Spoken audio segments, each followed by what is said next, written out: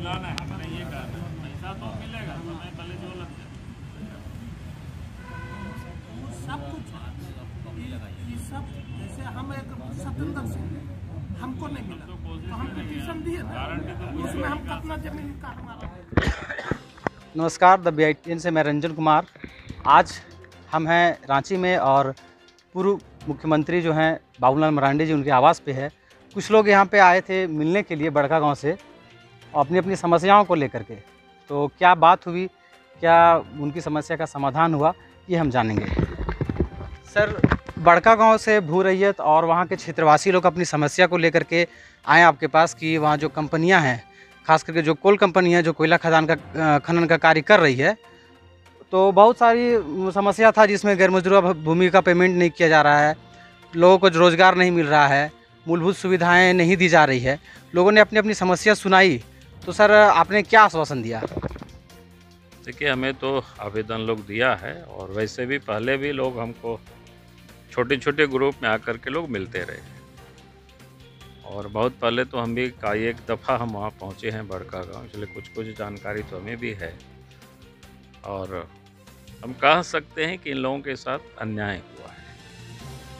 अन्याय सरकार कर रही है या प्रशासन? नहीं, प्रशासन मतलब सरकार ही होता है ना। प्रशासन जो अन्याय करती है तो सरकार के सह पर ही करती है। सरकार का काम होता है, जैसे एक मामला आए थे, भाई ठंडा लग रहा है, भाई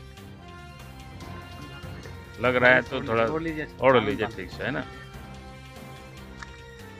और एक मामला तो ये है कि जैसे घर मजुरवा ज़मीन है, बकस्त है, जिनकी बंदोबस्त है, वर्षों से लोग जो आबाद कर रहे थे, वहाँ खेती बाड़ी सब लोग कर रहे थे, उसकी सरकार ने पैसा नहीं दिया। क्योंकि हम मुख्यमंत्री रहे, हमें पता है NTPC से तो राज्य सरकार ने पैसा लिया ही होगा उन सारे ज़मीन के, उन सारे भूमि के, चाहे वो बकास हो, चाहे वो घर मजूरा बंदोबस्त हो या नहीं भी बंदोबस्त हुआ होगा, फॉरेस्ट की भी ज़मीन लिए होगी NTPC ने, तो सारे पैसा सरकार ली होगी। तो सरकार का फर्ज बनता था, दायित्व था कि इन गरीबों को पेमेंट कराते, और जिन लोगों का ज़मीन गया है फिर उन लोगों को अच्छे तरह से बसाते। लेकिन सरकार ने कुछ भी ये सब काम नहीं किया। एक तो ये समस्या है, आज भी वो बरकरार है। उस वक्त भी हम गए थे तो कॉलोनी भी बना था बहुत छोटा छोटा, मतलब जिसको कह सकते हैं कि आदमी रहने क्या, जानवर भी रहने लायक नहीं। हम लोग गाय को भी रखते हैं तो उसके लिए भी अच्छे घर होता है, गाय भैंस रखते हैं, क्योंकि हम लोग किसान हैं, इसलिए समझ में आया कि हमने जा कर के देखा था कि छोटा छोटा। और अभी भी हम पता कर रहे थे, उसमें भी शायद बहुत कम लोग गए हैं, बाकी तो उनके जो मजदूर बाहर से आए हैं काम करने के लिए, उन लोगों को रखे हुए हैं। तो इन लोगों का आवास भी ठीक प्रकार से नहीं मिला, पैसा भी नहीं मिला, और रोजगार भी यानी काम भी वहाँ नहीं मिला। आज जो ये पता चल रहा है कि वहाँ पर भी मतलब 90% लोग बाहर से ही आकर के लोग काम कर रहे हैं। सरकार तो कहती है कि वे 75% लोग वहाँ के काम करेंगे, स्थानीयों को काम मिलेगा, लेकिन अभी जो जानकारी मिली है कि उससे तो लगता नहीं है कि वहाँ के लोगों को काम मिला है। फिर कई एक प्रकार की समस्या है, ओवरबर्डन, फिर खेती पर फेंक दे रहे हैं, जहाँ घर के लोग रह रहे हैं वहाँ डंप कर रहे हैं, तो कैसे लोग रहेंगे। सरकार का काम था इन सारी कठिनाइयों, इन सारी समस्याओं का समाधान करना। जैसे लोग बताएं कि ओवरबर्डन को कहीं और भी जगह रखा जा सकता है, खाली ज़मीनें बहुत सारी है। हाँ, वही मैं कह रहा हूँ, तो उन जगहों पर ले जाते, हो सके भले थोड़ा सा आधा किलोमीटर दूर जाना पड़ता, और क्या होता। लेकिन लोगों को तो बचाना जरूरी था सरकार की, लेकिन ये काम नहीं कर रही है। ये जो बड़का गांव से पश्चिम साइड का संभवतः ये सारी कहानी है, और पूरब साइड में जैसे लोग बताया कि 3 कोलियरी है, जो एक तो NTPC, एक अडानी को और एक GSW को शायद मिला है।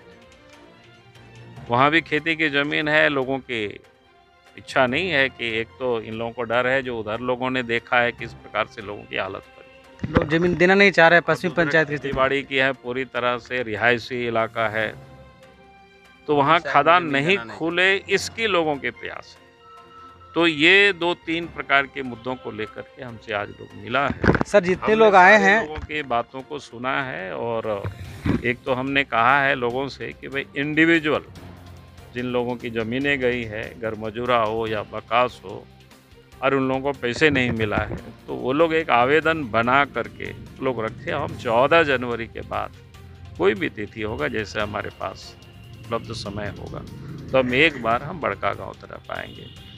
क्योंकि अगर सरकार इस प्रकार की अन्याय करेगी और प्रशासन अन्याय करेगी और कंपनी के लोग, और कोई उनको देखने के लिए नहीं जाए, उसके समाधान के लिए कुछ प्रयास नहीं हो, तो ये मैं समझता हूँ कि ये ठीक नहीं है।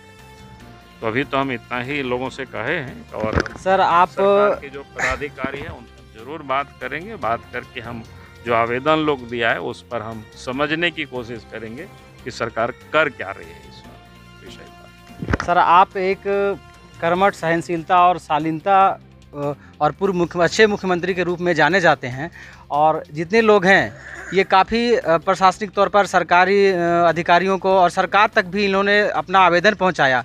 वहां से जब इनकी नहीं सुनी गई, हड़ताल, धरना प्रदर्शन, अपनी मांगों के लिए सब कुछ किए, इन पर प्रशासन ज़बरदस्ती लाठी भी बरसाई। फिर आशा विश्वास लेकर के सर आपकी छवि और आपकी कर्मठता को देख करके आपके सामने आए हैं, तो उम्मीद है कि आपसे इनका समस्या का समाधान हो पाए। हमारी ओर से तो भरपूर कोशिश रहेगी, और मैं जितना समझता हूँ देर भले हो जाए, लेकिन इन लोगों को जो न्याय हम न्याय जरूर दिलाएंगे। धन्यवाद सर।